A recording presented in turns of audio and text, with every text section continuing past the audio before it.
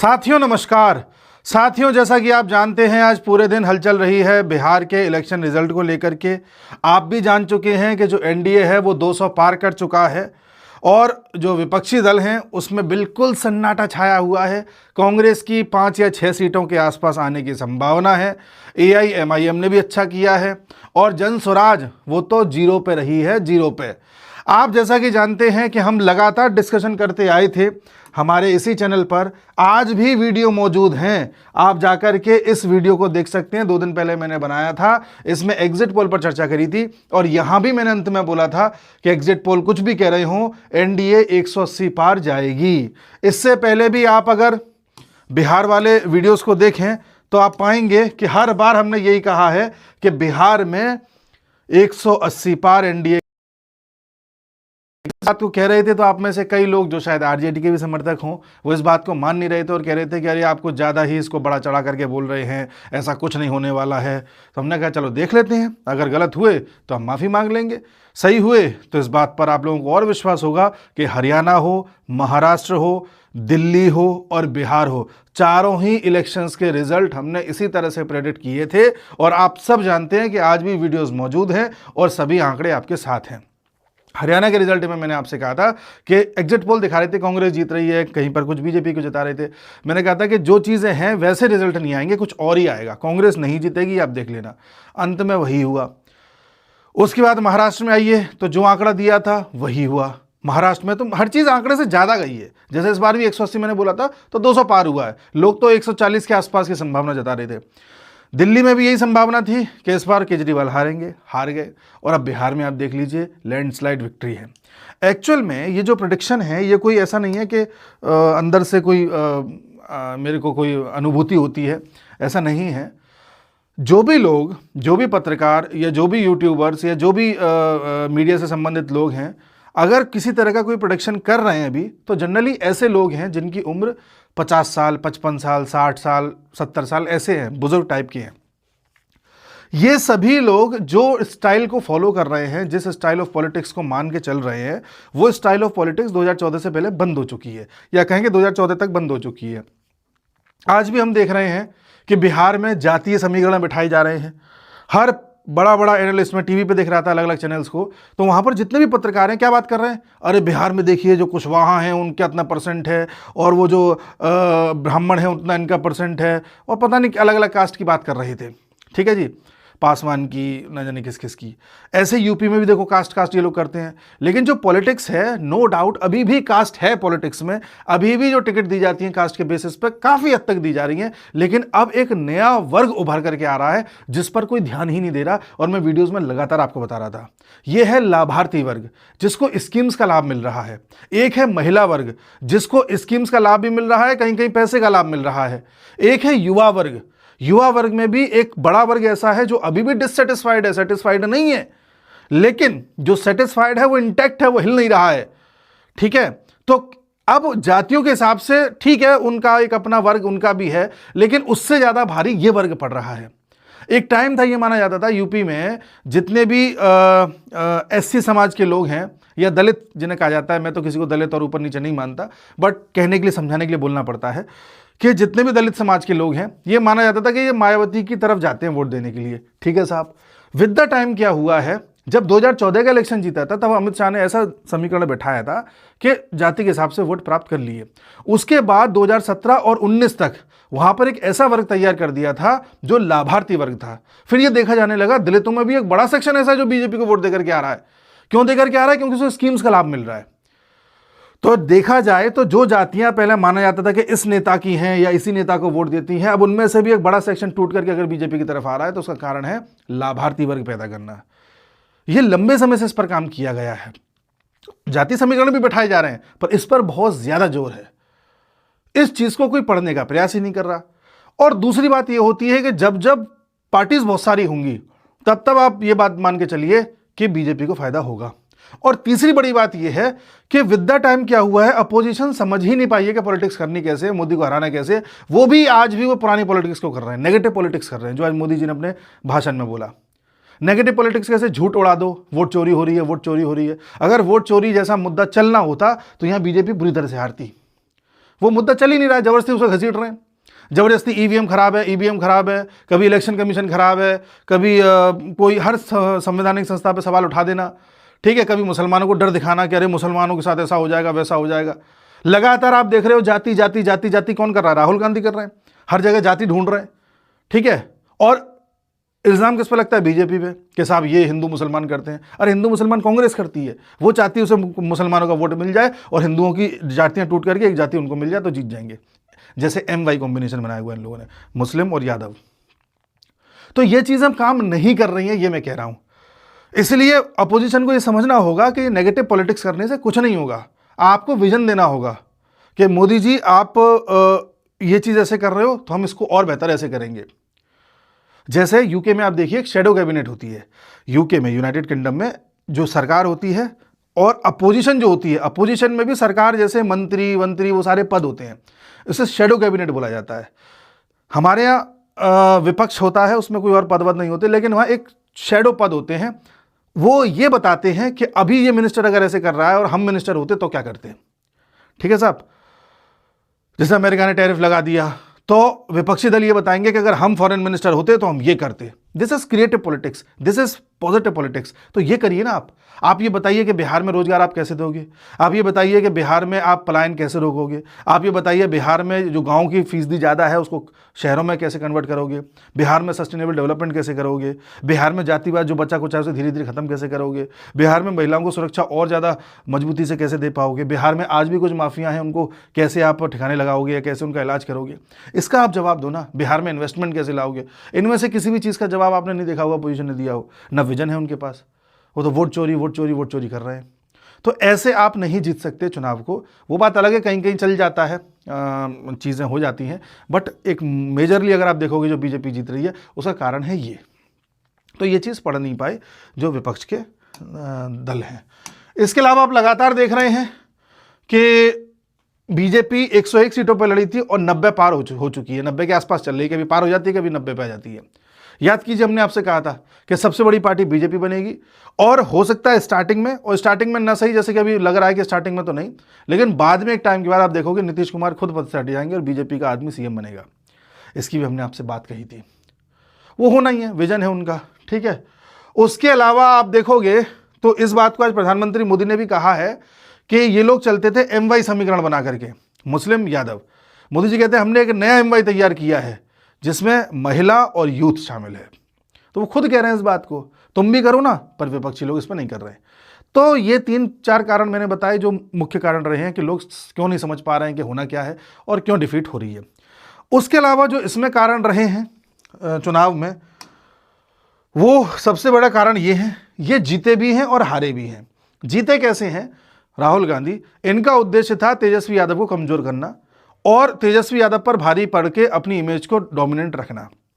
इन्होंने जो वोटर अभियान यात्रा चलाई थी, उसमें जो वोटर अभियान वोट चोरी करने लगे थे ये, उससे इन्होंने हवा प्राप्त कर ली। फिर ये विदेश चले गए घूमने के लिए, बहुत दिनों बाद आए, 1-2 रैली करी, ये फिर विदेश चले गए, शायद विदेश में ही है ये। इन्होंने या इनके रथ पर तेजस्वी सवार होकर के अपना नुकसान कर लिए। तेजस्वी ये भांप ही नहीं पाए कि जो मुद्दा ये उठा रहे हैं वो बिहार का है ही नहीं, और विद द टाइम तेजस्वी को इससे नुकसान हुआ। कांग्रेस परजीवी पार्टी है, क्षेत्रीय दलों पर सवार होकर के वहाँ पर राजनीति करती है, फिर क्षेत्रीय दलों की वोट खा जाती है। इनका उद्देश्य जीतना था ही नहीं, ना पता है हम नहीं जीतने हैं। इनका उद्देश्य तेजस्वी को इतना कमजोर करना था कि वो वहाँ पर एक क्षेत्रीय दल के रूप में ना उभर पाए।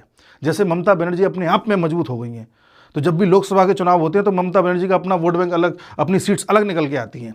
तो ये चाहते हैं कि ममता बनर्जी को भी इतना कमजोर कर दो, तेजस्वी को भी इतना कमजोर कर दो, अखिलेश को भी इतना कमजोर कर दो कि कल को जब नेशनल लेवल पर चुनाव हो तो इन क्षेत्रीय दलों को तो कोई पूछे ही ना, सीधे हम कांग्रेस को पूछे, और विशेष तौर से मुसलमानों को इंप्रेस करो।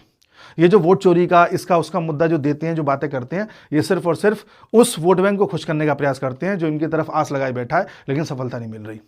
अब आप भी अगर घर में किसी एग्जाम में फेल हो जाते होंगे या कोई विफलता हाथ लग जाती होगी, तो घर में पेरेंट्स को कोई ना कोई बहाना बनाते होंगे कि अरे वो इस बार ना ऐसा हो गया वरना तो मैं पास हो ही जाता, अरे इस बार बस 1 नंबर से रह गया वरना तो हो ही जाता, अरे इस बार पेपर टफ आ गया इसलिए। तो ऐसे ये बहाना बनाते हैं अपने सपोर्टर्स के आगे कि भाई हम तो जीते ही जीते थे, वो तो वोट चोरी कर लेता है, ऐसा किया जाता है। तो इन्होंने तेजस्वी को कमजोर करने में कोई कसर नहीं छोड़ी। उसके अलावा अगर आप बात जीतने की ही करें, अगर जीतना ही है तो जीतने में भी आप देखोगे कि राहुल गांधी, तेजस्वी यादव और इनकी पार्टी के महागठबंधन के जितने भी ये लोग थे, इसमें कोई तालमेल देखने को नहीं मिल रहा था। कोई भी तालमेल नहीं था, ना सीट शेयरिंग में था, ना रैलीज में था, ना अंत में जो सीट हिस्से में आई उसमें था। कोई भी किसी तरह का तालमेल नहीं था। सब अपने अपने भटके हुए थे, कोई कहीं हैं, कोई कहीं हैं। और कई सीट्स ऐसी हैं जिस पर कांग्रेस भी लड़ रही थी और राजद भी लड़ रही थी। इस मामले में मास्टर स्ट्रोक खेला है अमित शाह जी ने। इस बार के चुनाव की जीत का श्रेय जाता है इनको।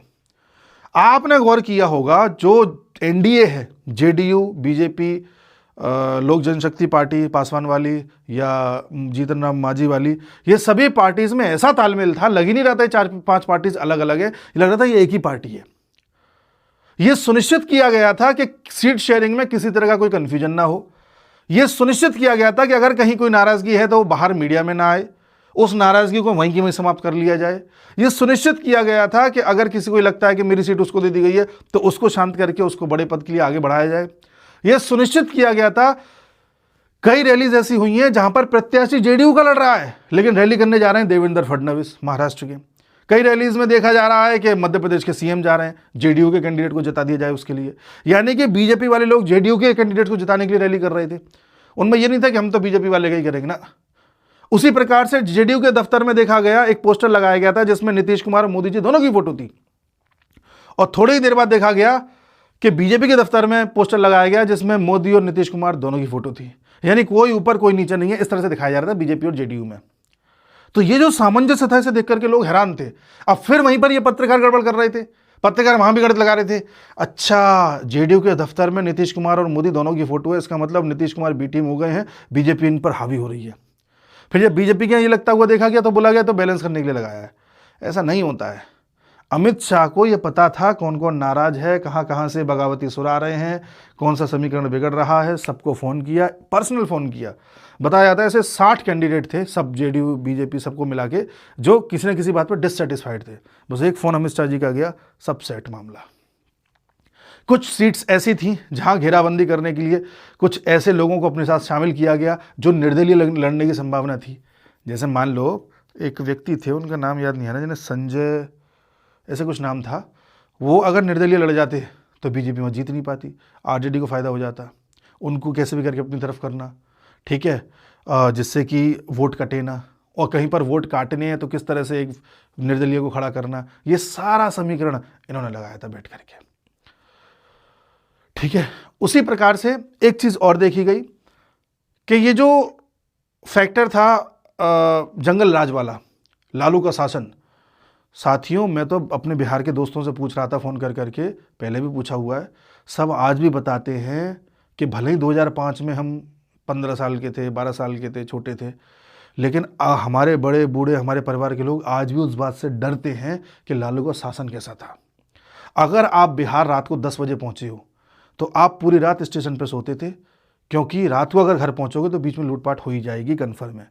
सुबह लोग जा रहे हैं। अगर आप शाम को अंधेरे में मोटरसाइकिल लेके कहीं जा रहे हो तो गारंटी है कि आपकी मोटरसाइकिल, सामान वामान सब लूट लाट लिया जाएगा। सब लोग भीड़ भाड़ इलाके में ही रहना पसंद करते थे, जिससे किसी के साथ कुछ हो ना जाए। किसी को भी उठा लिया जाता था, किसी को भी बंदी बना लिया जाता था, किसी का भी मर्डर कर दिया जाता था। IAS PCS की जो वाइफ्स होती थी उनके साथ क्या क्या होता था वो तो मैं आपको वर्ल्ड अफेयर्स इनसाइट्स पर एक वीडियो बनाया था, मैंने लॉन्ग वीडियोज़ में सब बताया हुआ है। ऐसे कालखंड को देखा है बिहार ने। इसलिए अगर नीतीश कुमार कुछ भी ना करें, अपने घर में बैठ जाए ना, तब भी नीतीश कुमार जीतेंगे। वो युग देखा है बिहार के लोगों ने, वो दर्दनाक हैवानियत भरे 15 साल देखे हैं। तो ये सब कारण है। जंगल राज लोगों को बार बार हॉन्ट कर रहा था। बीजेपी उसको और याद दिला रही थी कि याद करो ऐसा होता था, याद करो ऐसा होता था, जिससे कि एक और फैक्टर बना एनडीए को जिताने में। उसके अलावा लास्ट मोमेंट पे जो महिलाओं को 10-10 हज़ार रुपये दिए गए थे, हर महिला को नहीं दिए थे, फॉर्म भर रही थी महिलाएं, और 10 हज़ार भी लोन के रूप में दिए गए। जो जीविका दीदी होती हैं उनको 10 हज़ार रुपये दिए गए। अगर वो 10 हज़ार से कोई छोटा मोटा काम स्टार्ट करती हैं, सिलाई कढ़ाई बुनाई इस टाइप का, और वो काम थोड़ा सक्सेस प्राप्त करता है तो उनको 2 लाख रुपये तक का लोन मिल जाएगा। अगर कुछ नहीं करती हैं, ख़त्म कर देती हैं, फिर उन्हें कुछ नहीं मिलेगा। तो इस तरह से ये जितनी भी सेल्फ हेल्प ग्रुप वाली महिलाएं होती हैं उनको ये सब सुविधाएं दी गई, और पैसे दे करके उनसे ये सुनिश्चित किया गया कि आप अपना छोटा छोटा काम चालू करना, और आप जिस काम में भी हो, सेल्फ हेल्प ग्रुप में या आंगनबाड़ी टाइप की जो होती हैं, उनको ये बोला गया कि जब चुनाव पड़ेगा तो चुनाव में आप सुनिश्चित करना है कि अपनी सहेलियों को, अपने गाँव में जितनी भी औरतें हैं, अपने क्षेत्र में आने वाली सभी औरतों को सुनिश्चित करना कि वोट डालें। अब जब महिला खुद 10,000 प्राप्त कर रही है, वो अपनी जान पहचान वाली महिलाओं से किसको वोट डलवाएगी? आप जानिए। जो महिला खुद 10,000 प्राप्त कर रही है, वो अपने घर के जो 4 लोग हैं उनको क्या बोलेगी कि बीजेपी को ही देख के आना, ध्यान रख लेना। तो जेडीयू ने ऐसा वोट बैंक साधा या ऐसे महिला वर्ग को साधा, जिस एक महिला को साधने से उसके घर के 4 लोग भी उसके फेवर में आ रहे हैं और उसकी 4 सहेलियां भी आ रही हैं। और आप गौर कीजिए, कभी भी महिला सिंगल नहीं जाती वोट डालने, वो हमेशा सहेलियों को लेकर जाती है, आइए चलो वोट डालने चल रहे हैं, 4-5 पता चला इकट्ठी जा रही हैं। और जब 4-5 इकट्ठी जाएंगी तो उनका फिर कहीं ना कहीं कॉमन ये हो जाता है कि सबके सब एक ही पार्टी को देते हैं जिसको देना चाहते हैं। ऐसा लड़कों में भी होता है। मान लो 5 लड़के हैं, उनमें से 3 का मानना है कि भाई बीजेपी को देना है, 2 का मानना है कि नहीं हम तो आरजेडी को देंगे। फिर 3 भी 2 पे प्रेशर बनाते हैं, बीजेपी को दियो, समझ जाइयो। वो कहते चलो दे, दोस्ती यारी में आदमी दे देता है। या हो सकता है आरजेडी वाले बीजेपी से दिल वाले। महिलाओं में ये ज़्यादा होता है। महिलाएं कोई भी कार्य करने के लिए ग्रुप में निकलती हैं, सहेलियों के फॉर्म में, और उनमें से अगर 1 महिला या 2 महिला 10-10 हज़ार रुपये प्राप्त कर चुकी है तो सोचिए बाकियों को कितना इन्फ्लुएंस कर देंगी, और उनसे भी कहेंगे नहीं नहीं तुम भी डाल के आओ, अगली बार तुम्हें भी मिलेंगे। ये बड़ा फैक्टर है साहब। तो ऐसे करके खेल हुआ है, बड़ा खेल हुआ है, और इस तरह से मामला सेट किया गया है। हाँ, एक फैक्टर और है जो मैं आपको बताने वाला था। आरजेडी में एक एरोगेंस आज भी है। अगर कोई नेता, कोई पत्रकार तेजस्वी यादव से मिलना भी चाहे तो तेजस्वी यादव से डायरेक्टली तो मिलना पॉसिबल ही नहीं है। उनके आदमियों को फ़ोन करना पड़ेगा, वो फ़ोन नहीं उठाएंगे। कभी उठ गया तो फिर बाद में कभी नहीं उठेगा। उनसे नहीं हो पाई बात तो उनके नीचे वालों से बात करो, उनका फ़ोन नहीं उठेगा। मतलब एक तेजस्वी यादव तक पहुंचने के लिए आपको पापड़ बेलने पड़ जाएंगे। उनको एक एरोगेंस है। दूसरा, राबड़ी देवी रैली कर रही थी, रोड शो टाइप का, कार में बैठ के जा रही थी, तो एक जगह रुकी तो एक वृद्ध आए। उन्होंने उनसे कहा कि ऐसा है, वैसे तो तुम आज तक नहीं आई, अब जब वोट का टाइम आया तो शक्ल दिखाने आ गई। तो उन्होंने तुरंत कार को आगे बढ़वा दिया और आगे बढ़ गई राबड़ी देवी। उनको कोई रिप्लाई नहीं किया। ये दिखाता है कि आप उनको कुछ नहीं समझते। यहीं अगर कोई बीजेपी का होता तो वो क्या करता, उतरता, उनको गले लगता, अरे भाई ऐसा मत बोला, अगली बार लगातार आऊँगा, माफ़ी चाहता हूँ, एकदम वो हो जाता, विनम्र हो जाता। नीतीश कुमार को आज भी देखिए विनम्र अवस्था में रहते हैं, चाहे 20 साल से वो मुख्यमंत्री हैं, विनम्रता आज भी है। आप अंदर से भले ही विनम्र ना हो, पर जनता को लगना चाहिए कि आप विनम्र हो, जो आरजेडी में है ही नहीं। आरजेडी में कहीं कट्टे की बात हो रही है, कहीं लड़का कह रहा है कि एक बार सरकार आ जाए तो फिर बताता हूँ, तुम्हारी चुनरी से ही अपना कट्टा साफ करूँगा। इस तरह से बातें कर रहा है लड़का 12-13 साल का। वहाँ पे धमकी सी लगने लगी थी कि आरजेडी आ रही है, आरजेडी आ रही है, तेजस्वी आ रहे हैं, तेजस्वी आ रहे हैं। तो लोग खौफ खाते हैं इस चीज़ से।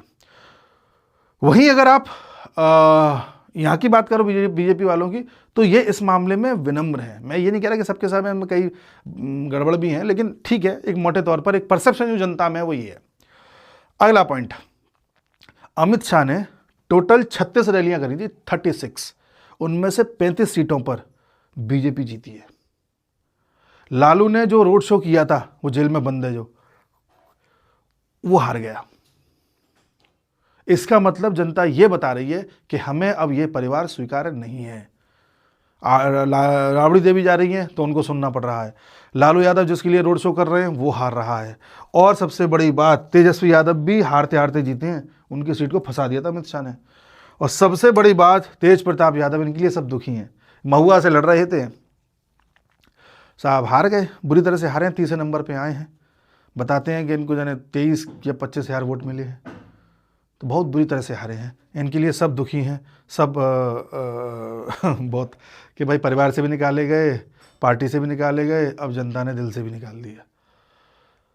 उसके अलावा बात की जाए तो एक फैक्टर और है, अनंत सिंह, आप याद कीजिएगा, मोकामा, उनने तो 2 दिन पहले से अपने रसगुल्ले बनवाना स्टार्ट कर दिया, और आज सुबह जब से काउंटिंग स्टार्ट हुई है वहाँ भंडारा ही चल रहा है, और वो जीत भी गए हैं। तो उनका तो अलग ही रौला है। इन सब में एक ओवररेटेड व्यक्ति निकल के सामने आए, वो हैं ये एक ओवररेटेड आदमी है, प्रशांत किशोर। एक भी सीट नहीं जीत पाए। ये बहुत बड़े स्ट्रेटेजिस्ट बनते हैं, दूसरी पार्टियों को जताने का वादा करते हैं, खुद एक सीट नहीं निकाल पाए। दूसरी बात, इन्होंने लिख करके पत्रकार को यह बताया था कि अगर जेडीयू 25 सीट से भी ज़्यादा जीत गई तो मैं राजनीति से संन्यास ले लूँगा। अब देखना यह है कि अगर सच में ईमानदार हैं तो संन्यास लेंगे या नहीं लेंगे। और इस बात से, इस पूरे फैक्टर से यह भी साबित हो गया कि ये कोई स्ट्रेटेजिस्ट उतने खास नहीं है जितने ओवर हाइप्ड हैं। असली स्ट्रेटेजिस्ट तो मोटा भाई है। प्रशांत किशोर ओवर हाइप्ड है, मानिए बात को। कारण क्या है, ये क्यों उठे? 2013-14 में मोदी को स्ट्रेटेजी बताई कि केंद्र में कैसे आना है। आप मान लीजिए अगर ये ना होते तो क्या 14 में मोदी नहीं आ पाते? उस समय माहौल ही देश का ऐसा था कि वो आने थे। ठीक है, 2-4-5 सीट ऊपर नीचे हो जाता है। ठीक है, तुमने 2-4-5 इवेंट ऐसे बता दिए, ऐसा कर लो तो चाय पे चर्चा और ये सब कर लो तो और अच्छा होगा। ठीक है, हो गया। उसके बाद ये कहते हैं कि मैंने 2015 में लालू और नीतीश को असिस्ट किया था बिहार चुनाव में। अब लालू और नीतीश इस बार भी लड़ते तब भी जीत जाते। ऐसा कौन सा तुमने नया काम कर दिया था? उनको जिता करके 155 सीट आई थी शायद। उसके बाद इन्होंने 2017 में पंजाब में कांग्रेस को असिस्ट किया, तो पंजाब में बीजेपी वैसे ही नहीं आ सकती थी। आम आदमी पार्टी उसमें बहुत बड़ा फैक्टर थी नहीं, तो कांग्रेस आना लाजमी था। उससे पहले बीजेपी और अकाली दल थे वहां पर। फिर 2017 में यूपी में ये अखिलेश यादव और राहुल गांधी की गठजोड़ चल रहा था, उसको असिस्ट कर रहे थे, बीच में छोड़ दिया। वहाँ वैसे भी हाल कुछ क्या है आपको पता ही है, 325 सीटें आई थी एनडीए की। फिर कहते हैं कि 2020 में मैंने आम आदमी पार्टी को असिस्ट किया दिल्ली में, आम आदमी पार्टी जीत गई। तो आम आदमी पार्टी तो लगातार जीतती आ रही थी, वो तो अब उसकी दुर्गति इतनी ज़्यादा हो गई थी कि किसी हाल में नहीं जीतनी थी। फिर कहते हैं 2021 में मैंने ममता बनर्जी को और स्टालिन को जिताया तमिलनाडु में। अब ममता बनर्जी की पकड़ इतनी थी, वो वैसे ही जीतनी है। अभी भी लग रहा है कि बंगाल में हो सकता है ममता फिर जीत जाए। पकड़ है भाई, उसको चुनाव आता है कैसे लड़ा जाता है। She is very intelligent women. Stalin Tamil Nadu में कोई ऑप्शन ही नहीं था। तो तुमने जिन जिन लोगों को असिस्ट किया है, अगर तुम ना होते वो तब भी जीतते यार, थोड़ा 5-6 सीटों का ऊपर नीचे हो जाता। तुम काहे बात की इतने बड़े स्ट्रेटेजिस्ट बने फिरते हो कि मेरे बिना कुछ हो ही नहीं सकता था। और जब खुद मैदान में आए तो 1 सीट नहीं जीत पाए तुम। जब तुम खुद मैदान में आए तो तुम्हें पता चल गया। अच्छा, इनको ये लग रहा था कि मैं आया हूँ, मैं बीजेपी को तो जीतने नहीं दूंगा। मुझसे बड़ा स्ट्रेटेजिस्ट कौन है? तुम्हें क्या पता तुमसे बड़ा स्ट्रेटेजिस्ट कौन है? अब पता चल गया होगा। इसलिए आदमी को ओवर हाइप्ड नहीं होना चाहिए। बाकी इस पूरे इलेक्शन के दौरान बहुत सारी चीज़ें ये समझने को आई कि अब राजनीति पूरी तरह से बदल चुकी है। झूठ सच जनता हाल देख लेती है। आपको जाति के आधार पर राजनीति करके अगर चलना है तो आप जीत नहीं पाओगे। वंशवादी राजनीति को जनता नकार चुकी है। आप ये सोचो कि भाई पुरानी चीज़ें याद नहीं आएंगी जनता को सब याद रहता है। और जनता बेवकूफ़ नहीं है। और उसके अलावा जनता प्रमाण मांगती है, सबूत दिखाओ। तुमने कहा हम विकास करेंगे, सबूत दिखाओ। तुमने इससे पहले किसी स्टेट में विकास करके दिखाया है, तब जनता आप पे विश्वास करती है। तो इसी क्रम में अभी जो बंगाल में होना है वो आप देखिएगा, बहुत तगड़ी टक्कर होगी बीजेपी और टीएमसी में। और कुछ भी कहना उसमें बड़ा मुश्किल है, बहुत मुश्किल है। वो तब तक नहीं कहा जा सकता जब तक बंगाल में एसआईआर ना हो जाए। अभी ये जो दिल्ली में हमला हुआ है, इसके बाद पाकिस्तान और बांग्लादेश के साथ क्या होना है वो भी देखना पड़ेगा। फिर एसआईआर का क्या होना है बंगाल में वो भी देखना पड़ेगा। फिर ये गलत तरीके से आए हुए रोहिंग्याज और बांग्लादेशियों को निकालने की जो मुहिम चल रही है, इसका क्या रिजल्ट निकलता है ये भी देखना पड़ेगा। उसके बाद बंगाल का एनालिसिस हो पाएगा। लेकिन मैं भी ये कहता हूँ कि बंगाल में आज इलेक्शन करा लो तो ममता बनर्जी फिर जीत जाएगी, तो वो एक कंडीशन अलग है। बाकी अब देखते हैं। हाँ, अब बिहार से ये तय हो गया कि यूपी में बीजेपी की बहुत तगड़ी जीत होने वाली है। कारण बिहार में यादव 13-14% है, बिहार में मुसलमान 16-17 या 18% है, अलग अलग आंकड़े मिलते हैं अलग अलग जगह पे। तो जहाँ पर करीब 17% मुसलमान हैं, 13% यादव है, यानी कि 30% हो गया। जहाँ MY 30% था, RJD वहाँ नहीं जीत पाई, वहाँ उसकी दुर्गति हो गई। तो यूपी में तो मुसलमान भी 17-18% बताया जाता है और वहाँ तो यादव केवल 9% है। तो वहाँ तो क्या ही हाल होगा अखिलेश का। अब तो बहन जी भी उभर के आ रही है धीरे धीरे। तो अखिलेश को ये समझ में आ गई है कि अगर बिहार में ये हाल है तो यूपी में तो इनका और ही बुरा हाल होगा। और अगर यूपी में इनका बुरा हाल हो गया, फिर देश में 2029 में क्या होगा इसकी कल्पना आप कर लीजिए। बाकी मिलते हैं अगले वीडियो में, तब तक के लिए नमस्कार।